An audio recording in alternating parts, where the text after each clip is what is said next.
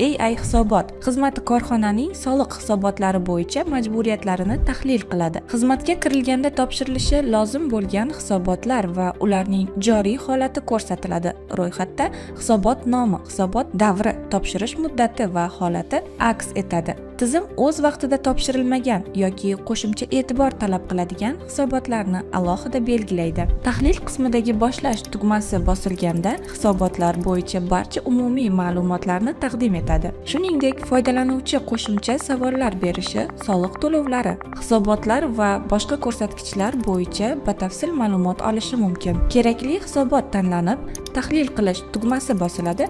Siz bundan tashqari ushbu matnlarni ovozli holatda ham eshitishingiz mumkin.